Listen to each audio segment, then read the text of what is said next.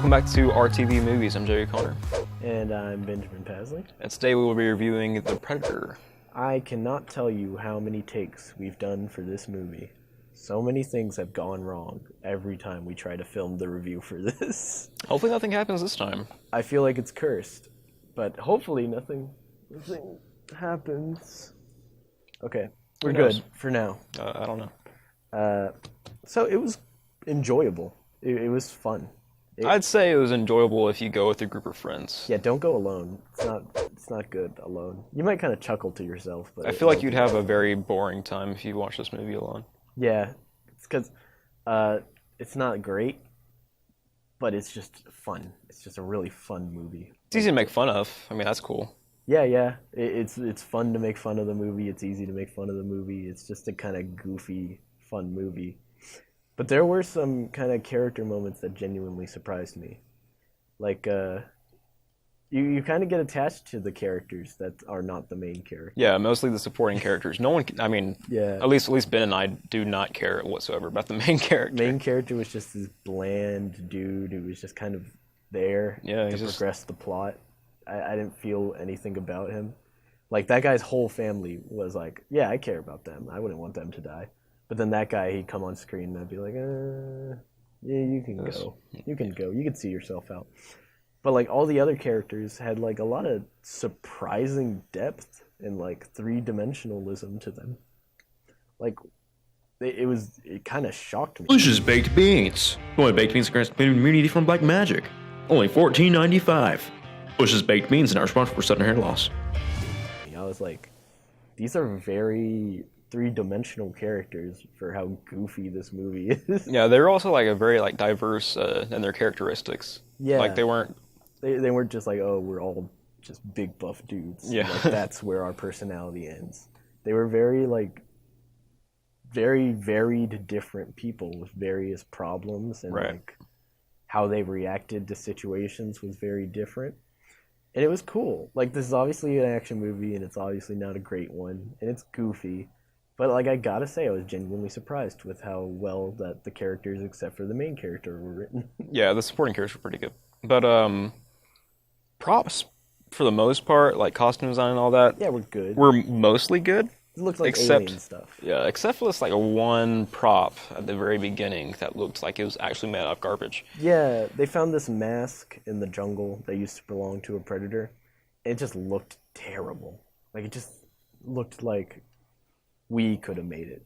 It looked like we made it in something like you buy at Walmart and spray paint black or something. Yeah, it wasn't great. And it kind of bugged me for the whole movie. Like, why does this specifically look so bad? Whereas even the other masks in the movie looked fine. It was just that one mask looked so gross. It was weird. Also, there are kind of two sets of antagonists in this movie. They're the predators who are coming to, snatch up the humans, kill them, hunt them down. The predator's motive for being antagonists makes sense. Yeah, it's kind of good. Like, I've heard people complain that, like, oh, it's too... It's trying to make it too deep compared to the other movies. But I like the kind of plot twist, I guess you could call it, that they decide to do with the predators. I mean, it's not like a over surprising motive behind it, but it's understandable. Yeah. But there were a group of human antagonists that made no sense whatsoever. Yeah, they never explained why they were antagonists. They were kind of just mean the whole movie. They're kind of like trying to come after the main character and his gang. Yeah.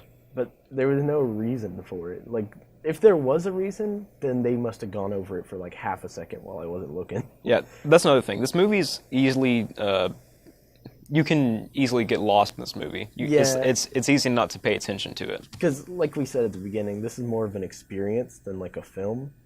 So it can be very easy to just kind of stop paying attention for a while. Like, I remember there was like a whole part where like for like 3 minutes we weren't even like looking at the screen. Yeah, we were just talking and making fun of it. Yeah, so it can be easy to kind of lose track of what's going on because it's so much so not really a movie so much as it is like just an experience.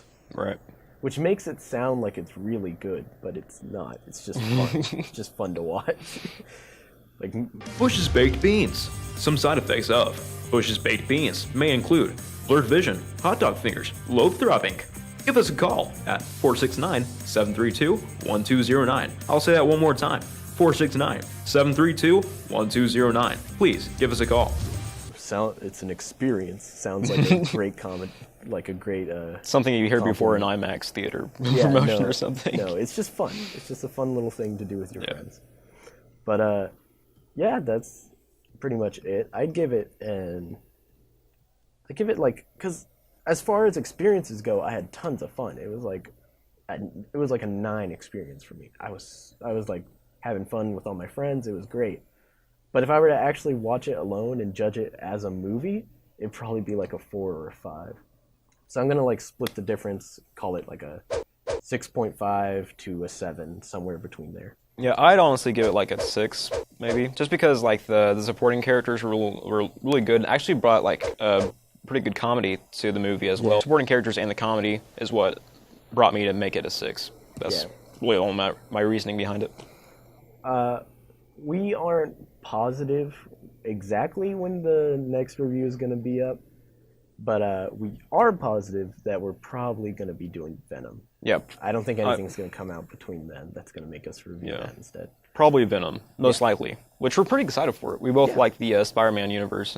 I've loved Spider-Man for a while. Venom's my favorite Spider-Man villain. Yeah, so we're pretty excited for that, but see you next time, I guess. Yeah.